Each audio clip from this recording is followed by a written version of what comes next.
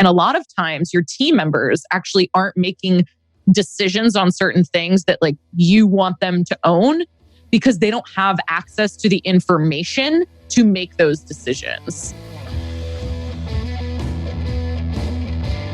Welcome to Honest Ecommerce, where we are dedicated to cutting through the BS and finding actionable advice for online store owners. I'm your host, Chase Clymer. And I'm your host, Annette Grant. And we believe running an online business does not have to be complicated or a guessing game.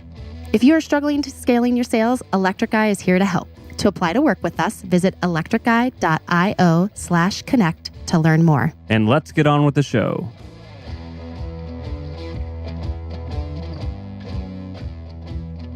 On this episode of Honest Ecommerce, we welcome Adrienne Dorison, and she is the CEO and co-founder of Run Like Clockwork. She helps businesses to improve their profit margins, reduce waste, and take an unplugged vacation.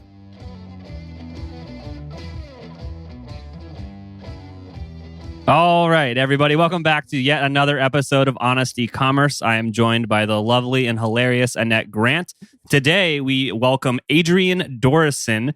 Adrienne runs an agency or business, I'd like to say, called Run Like Clockwork. And like you will probably want to know, what is running like clockwork? Welcome to the show and kind of explain that to us. Yeah, thanks for having me. So Run Like Clockwork is our company where we show business owners how they can design and run a business that essentially will run itself. So both the systems and the people side of things, to where you could essentially take we do this like 4-week vacation test where the owner has to go away for 4 weeks.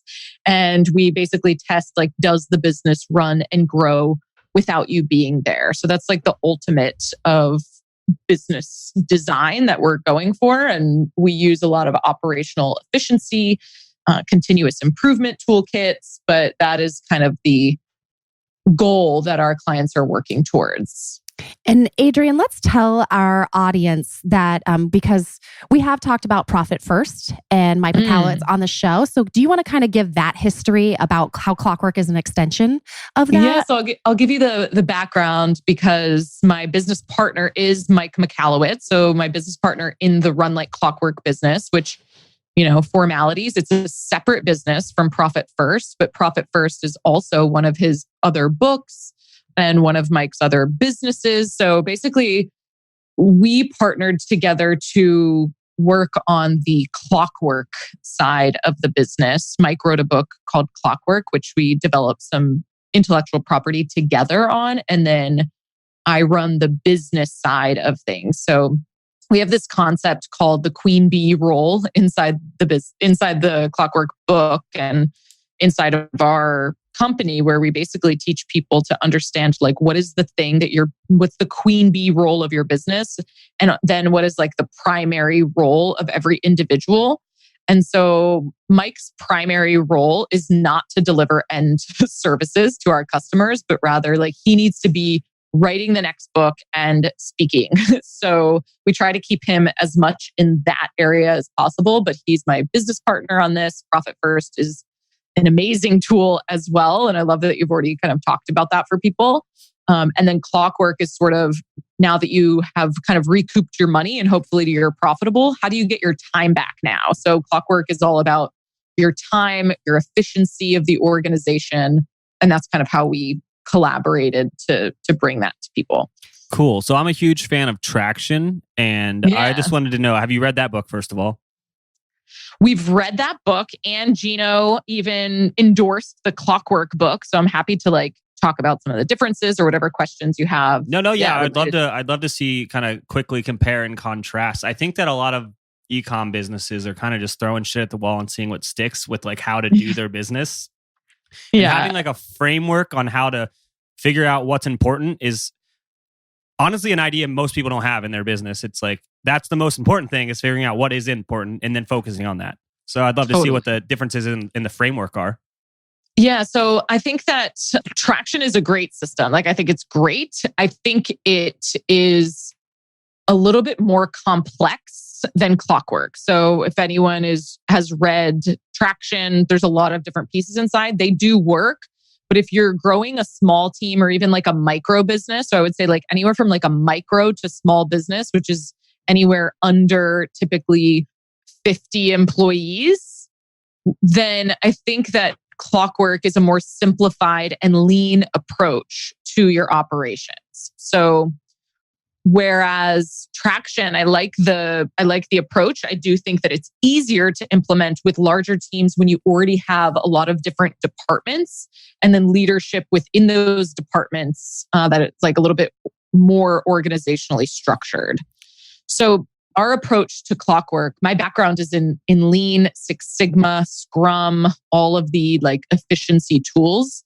So when I was working on the creation of these tools for Clockwork, I really wanted to make sure that they were simple so that people would actually implement them, because small and micro business owners have like enough on their plates that they don't need this like really heavy toolkit.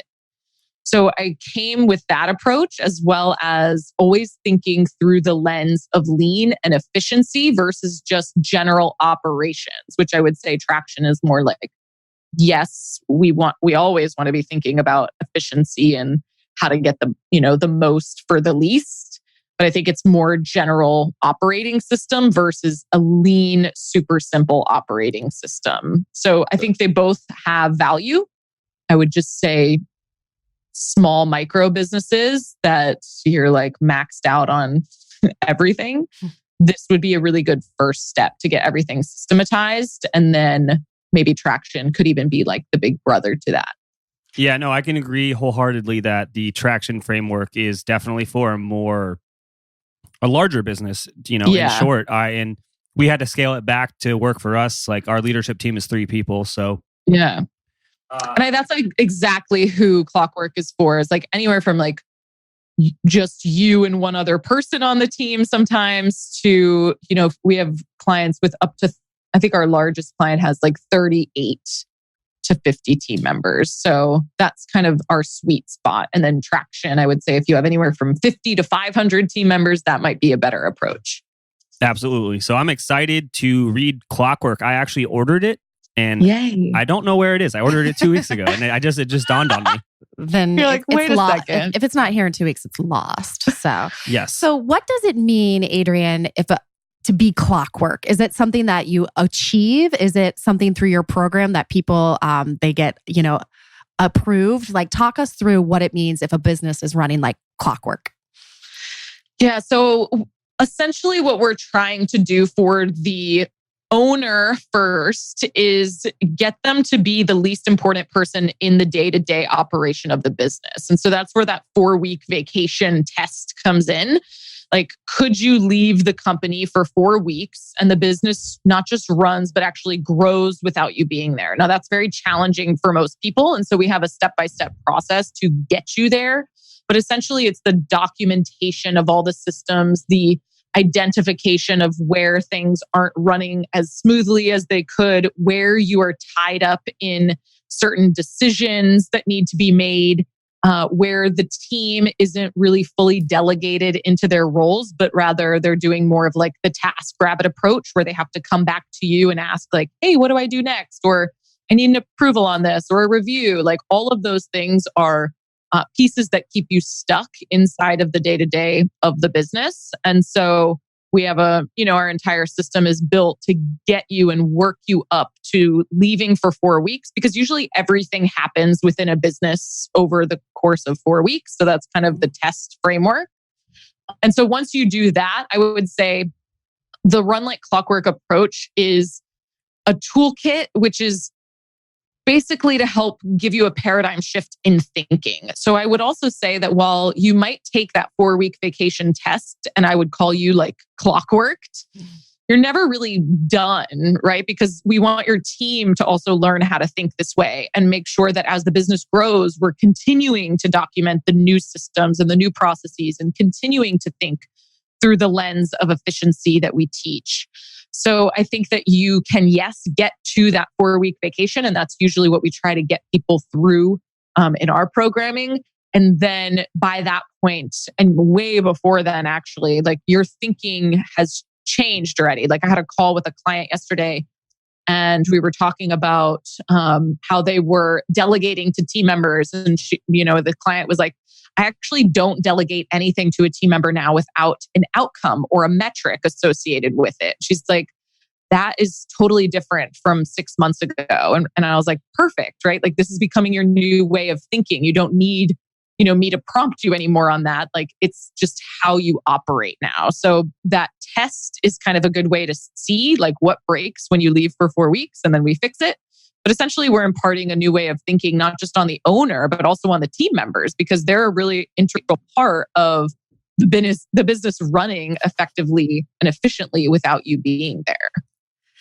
So when this person, I'm loving all of this, by the way, and I'm sure there's people listening that are like, no way, right. could never take 4 weeks off. So to me, that's kind of what the certification or, hey, mom, we made it, is when you can go on this 4-week trip. Yeah. So how long is there a normal like runway for that you say, hey, this should be achieved in X amount of time? And then, if so, how do people get started on that path? Yeah, so it's not a quick fix, but nothing good ever is. So I think that the majority of our clients, we prescribe about 12 months, like doing it with us. So anywhere from 6 to 18 months would be my guesstimation for most businesses based on kind of where they're starting. Like some people that are listening are pretty close maybe, and others are like, I have no clue where to even start, right? So I think there's usually a window of about 12 months. That's kind of our average for people that we tell people to, think about and plan for, because we're going like deep into the operations. And so it's not something that you want to do. Number one, you don't want to do this really quickly or overnight and remove yourself, because it will whiplash the business in the wrong way. So if you just say like, okay, I'm, right now I'm working 70-hour weeks, and then next week I'm just going to go away for 4 weeks, like that will break the business in not a positive way. So we don't want to start there. But the first place that we always start is understanding where your time is currently going, so that we can start to shift it in the right direction or the more ideal direction.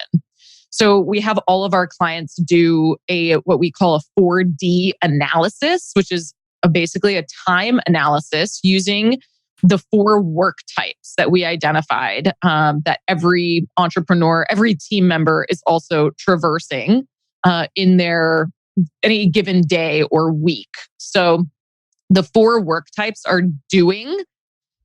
Doing is when you're actually executing the task, right? So at the beginning of running your business, and maybe even now for some of you, like you're doing everything.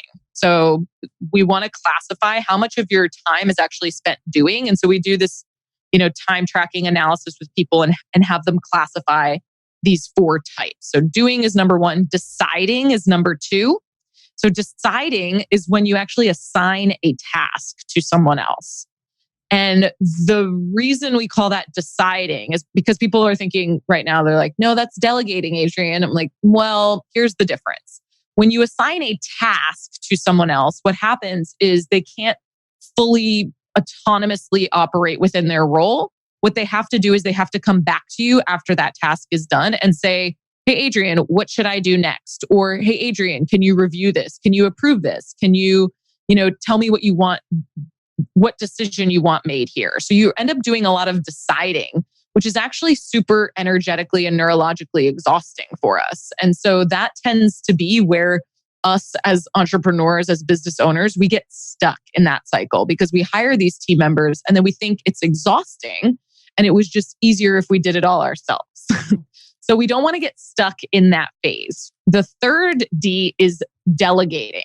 That's when you're outsourcing an outcome or like the specific end result that you want that person's role, or even like a specific project if they're not like a full-time team member. They don't maybe have a full role. What is the outcome that you really want them to achieve? And then let them make decisions and decide what they need to do in order to get that outcome. But it takes time to sometimes get team members to that place. But we want to move towards more delegation versus deciding. And then the fourth work type that we want to classify is designing. And that's all about the creating the future of the company. So that might be more strategic thinking. It might be designing better workflows. It might be designing a new product. It might be product development that you're doing, or identifying like what's going to be the next best product for us to launch on our, Shopify site or whatever it is, right? So that is like the higher level thinking. And for most of our entrepreneurs, for most of our small business owners, they actually need to spend a lot more of their time in that designing. But when we do the time analysis, we look and we see that they're usually spending very little time there. So after we do that, we just want to identify where is it even going? Because that's like our baseline data and that we use as information to start reallocating your time in more revenue generating ways. Hey, if you're in the product making business, then we've got great news for you. Katana is here to make your life easier. There's now a Shopify app built and designed for merchants that make their own products. Manage your sales, orders, raw materials, production schedule, inventory, and material purchasing all from one dashboard. The name of that app is Katana. Katana. Katana is designed for makers, crafters, and small manufacturers selling on Shopify. Until now, product makers selling on e-commerce have had to settle with messy spreadsheets or regular inventory management software. We know they both usually suck if you need to make your own products. Fortunately, Katana is built from ground up with the needs of a small manufacturer in mind. Production scheduling and inventory management has never been this easy for Shopify merchants. A recent survey shows that 93% of Katana's users say they love it because of the ease of the setup and how intuitive it is. To try Katana for free, sign up at www.katanamrp.com. That's KATANAMRP.com. Or search Katana on the Shopify App Store. There's a 14-day free trial. You do not need a credit card. And when you're signing up, use the promo code HONEST to get 30% off your first 3 months of a paid subscription. Check out Katana today. Adrienne, do you think is Clockwork for a business that has been around for several years, or is it also just as useful for someone just starting out? Do you see people utilizing it in all phases and all, time periods of their business?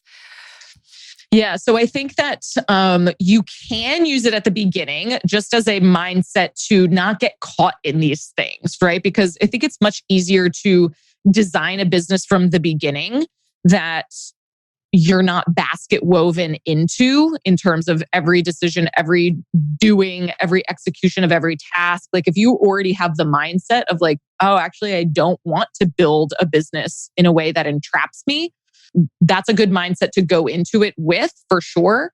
I do think that the majority of the people that are ready to clockwork, they're already consistently selling something, right? Because it's much easier to improve something that already exists, right? If we have nothing, it's much harder to create an improvement or develop systems for it. So most of our clients or the people that are using Clockwork, reading the book and starting to implement it, they're kind of maxed out on their own time in some way, whether they have team members or not. But at least their product is selling. So they know that this is like a good use of their time to start like removing themselves as the thread and decision maker of all of the things. But I think in terms of reading the book, like I would recommend that to anyone because it does give you such a different lens and mindset to be like, oh, I actually don't want to build a business where I feel like I have to do everything, because that can be addicting for us. It can also like stroke our own ego a little bit. And by the time it's time to remove yourself or you are maxed out, you feel, whether it's true or not, you feel like you're the only one that can do those things or you're the only one that can make those decisions. Whereas if you look at it through this new lens of like, actually, I'm not the only person that can do that. And how could I be building this business in a way that, has that intention from day one? So I think both, but majority of people that we see are a few years in, they're selling something consistently so they know that it works and they know they want to scale it, because that is where you can get yourself into a lot of trouble. If you're trying to grow and scale and you don't have the back end systems and operations ready to go for that, and you're the one doing or deciding or like entrapped in so many different pieces of the business, like either you will break or the business will break. We see that all the time. Yeah, I think that mindset shift of realizing you're not special it takes some time. And once you get there, it's awesome. You're like, oh wait, I don't have to be doing this stuff. Right. And actually, like, let me find someone better than me to do this stuff. Yeah, that's everybody's always concerned. Like, what if I hire somebody and they're not as good and they don't do it this way? And I'm like, well, what if you hire somebody and they do it way better than you? That's it. Totally. That's what you should be focusing on. Not or like what if you hire that junior and then you teach them how to do it, you make them better, and you give back to the community. Yeah. I think you can do it either way, right? I think that like whether it's just hiring an expert in a specific role, like someone who already has that expertise, great if you can afford that. If you can't and you're like, I want to hire someone more junior, then great. You can train them in the way that you've done it and the way that you make decisions or the way that you developed the system to work. And it just might take a little bit longer in terms of the runway to get them fully delegated, but they could be a great protege. And at some point, if that's their primary role, like think about it this way. If you have your hands in every single department right now, there's no way you're actually able to get each of those departments to their best. Whereas if you had someone who could like be fully devoted and spend their energy and their focus on that one area of responsibility, they're going to be able to do a better job eventually, right? Because they're not split focused and trying to have their hands in everything. Whereas most of us as the owners, if we're being honest, we have our hands in everything and it's not really a good use of our time or energy. And so you could do it either way in terms of hiring the already expert or hiring someone that's more junior. But either way, you can train people because you are not born with the information that lives in your head. And quite honestly, it will be much faster to transfer that information from your head to theirs and to a system so that it also doesn't just live in their head, right? To think about that, because if that person leaves, your small business is at risk, right? We don't want the business to we don't want it to depend on any one individual, but we want to create redundancy through the documentation and the systems that we're developing as an organization. So yes, you can train them, but we teach and preach like as you train them and as you hand over decision-making responsibilities, we want to document those things. And there's different ways to do that, but it's really important that all of that information doesn't just get passed off to another person who could eventually leave or get pregnant or have an illness. All of those things are real. And unfortunately, they happen. Well, not unfortunately if you're pregnant, but illness, right? like that's the truth. Support for our podcast comes from our friends at Simpler, a new way to staff 24/7 sales and customer service on your e-commerce store.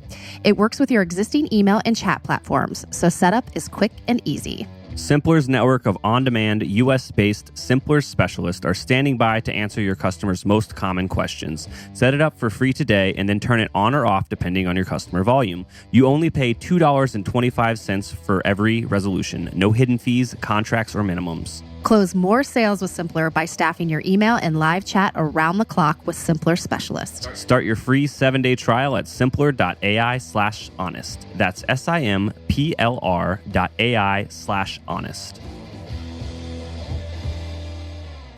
So I actually wrote this down earlier because this is the second time you brought up documentation and documenting. So do you guys have any special tools or tactics that you like to use when documenting systems? We've tried some, applications at Electric Eye that were built for that. And we kind of just like fumbled back to, Google Docs and checklists work just fine. Yeah. So I think number one, like whatever's easiest is the thing you should use, right? Like we don't want to overcomplicate things. And we also want to make sure that whatever we're using or like whatever system or tool that we're trying to keep all of our SOPs or documentation in is something that our team is actually using. Because if we just create this like big binder manual and no one ever looks at it, it's not really that helpful, right? So the way that we typically approach capturing systems, we have an entire chapter devoted to capturing systems, is via video. So we're not huge fans of written out pages of SOPs because of a few reasons. Number one, video capture is going to be the easiest to do. It doesn't take you any additional time. You're just going to screen record yourself as you actually do the task, because that's the number one objection that we get when it comes to documentation of systems. People are like, I don't have time to sit there and write out my standard operating procedure for this thing. So it just gets pushed to the back burner and it never gets done. Well, I totally understand. How about you just record yourself the next time you're actually doing it? And then you're killing two birds with one stone. We're able to get it documented. And now you have a tool that you can easily hand over to someone else, because the other thing that people say is like, I want to hire someone or I need to hire someone, but I don't have the systems developed and it's going to take me more time to train them. So record as much as you can via video, because you're also not going to miss steps when you do it. So a lot of times when we write SOPs out, we do these tasks or these processes, usually second nature now. They're default to us. And so we end up forgetting some of the steps that we would need to write out. Whereas if you're recording it via video, you're not going to miss anything because you're actually going through it. So just talk yourself through the task. Someone else will easily be able to replicate it pretty much immediately if you hand over that video. And then the other thing is you can get it transcribed, and if you prefer to also have it text-based or add a checklist to it, that's something you can do in step 2. But the other reason for video is things are changing so fast, especially in a lot of the tech tools that we're using. So recording a video is like path of least resistance. Just do it, because the next time you update it, your written out SOP that took you hours to develop is probably going to be obsolete in 3 months. Whereas if you do a video, it's much easier to update as well. So that's our favorite approach to documenting certain systems where they're easy to capture. We've even had people who don't have online businesses capturing systems. So anyone can do this. And especially if you have an e-commerce business, pretty much everything that you do and touch is going to be easily captured via a video. And we recommend Loom is a really great tool for capturing screen share. There's tons of tools, but Loom is a great one. And then I do like things like Google Drive for storage, right? So I would not make things complicated. Some of the SOP systems and tools that are out there are pretty rigid or constrained in terms of how you can set them up. And it's what I've heard from team members is it's just one more thing to log into.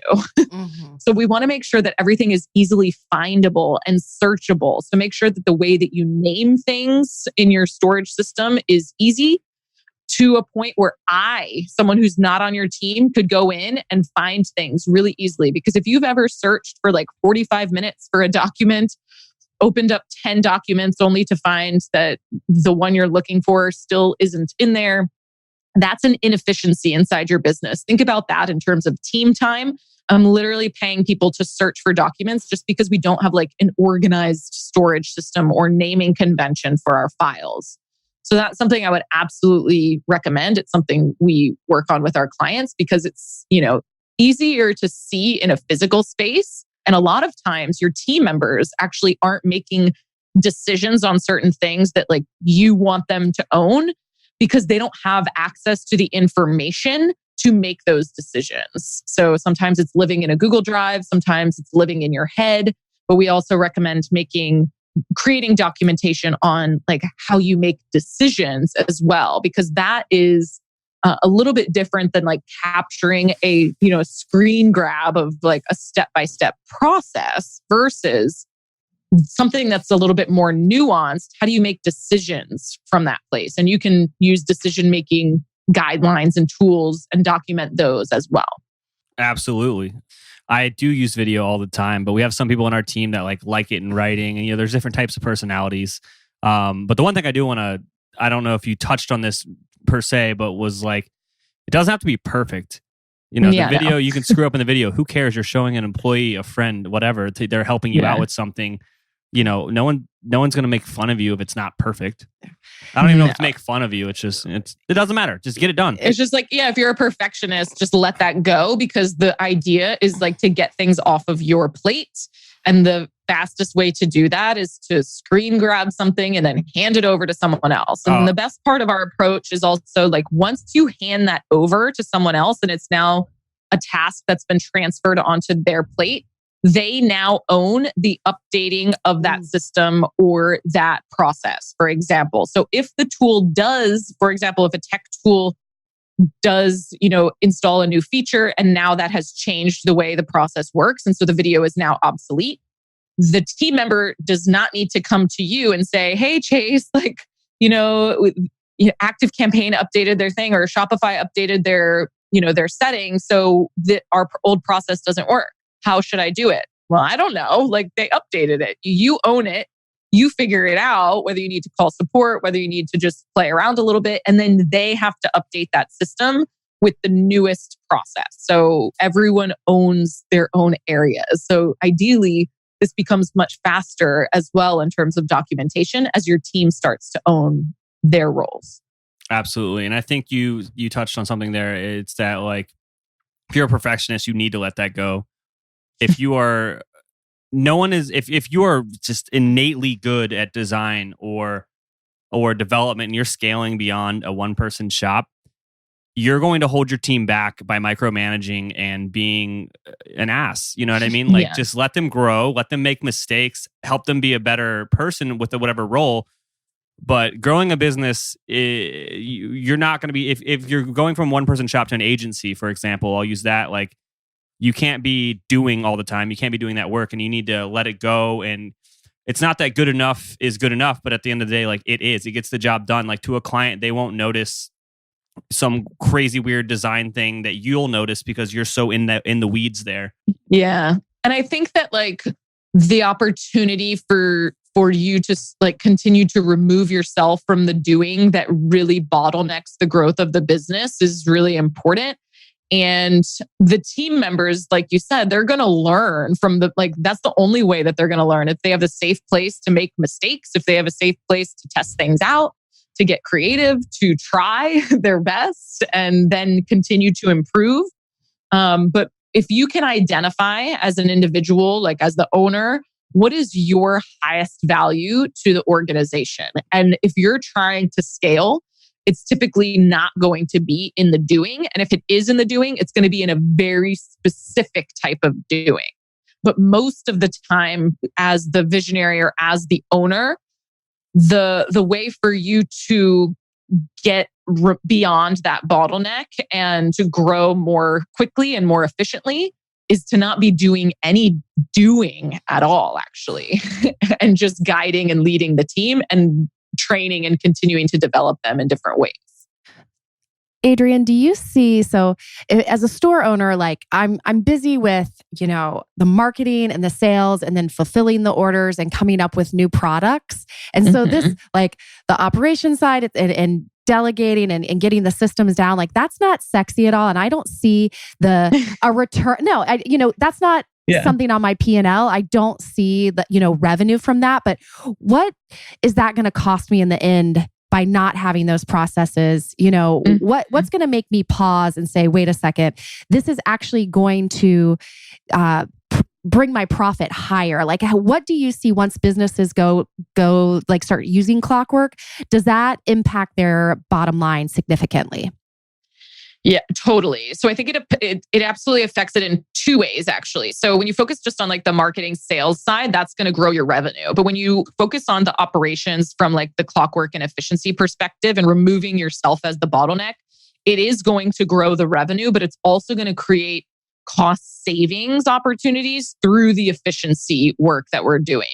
So what that does is gives you an opportunity to actually expand your profit margin. So if you're because you're coming at it from both directions, so you'll actually grow much faster and more effectively, right? And the reason for that is number one, because a lot of the tools we teach are to help you like understand what are the things that you should actually be focused on. Number one, as a company, because a lot of the things that you're doing are not adding value. But if you're not measuring them or if you're not clear on what those are or where are the opportunities for you to double down on things, you're wasting a lot of resources. Number two is as an individual, if you are trying to do all of those things and be in all of those areas, you're limiting the growth of the organization versus if you identified what's my primary role, let's say it's the marketing side. What if you could devote way more time to the marketing side, yet still have all the systems in place and the team in place to deliver with excellence on the operations side, right? So if you could devote more time to the marketing, the thing that you are best at, that helps remove you as a bottleneck to the growth of the business, which is going to be more efficient. It's also going to increase revenue. So the idea of systematizing and getting the operations, like that is maybe not as sexy as like just focusing on the marketing. But what we're going for here is as you desire to grow and scale is like also giving you the quality of life that you want. So not only is it going to provide more growth, but you won't be strapped or inside of the day-to-day business so that things aren't really fully dependent on you to continue to run and grow, which is ideal for a lot of people, whether number one, if they want to sell, you absolutely have to remove yourself as the, dependency in the business. Or number two, if they just want to either maybe they have ideas for another business or they want to grow and scale just with more excellence and maybe more free time as well. So one of the reasons people come to us when they're scaling too fast, and that seems crazy because it's like the thing that many of us want. We're like, oh, I would love to grow faster. I would love to 10x or 100x what I'm currently doing. But if we walk through a sequence of like, what happens if that actually happens, right? If that actually comes to fruition, what does the back end look like? And can you actually manage it with excellence without pissing off your customers, right? Because if you grow and scale too fast, but you can't actually deliver well anymore on what you said you would do, whether it's a product or a service, whether you can't get it to them in time or you can't order enough to get it, or you don't have enough cash flow to order what they purchased, or they just have this really long lag time, or the customer service is now horrible because you're the only one doing it and we've 100x what you're doing. So we have to really think about like what happens if I really grow and scale to the level that I want, and how is the operation continuing to run with excellence without me needing to do all of those things, right? And I think that is it's really brand reputation management, a lot of what we do in the back end of the operation, because that is what's at risk, especially in like the social media age that we're in. Like people find out fast when you're not delivering on what you said you were going to do. And this is the way to solve that and not make it dependent on you. That's amazing. So if any of our listeners out there are, this struck a chord with them and they want to learn more, where do they go? How do they learn more about you?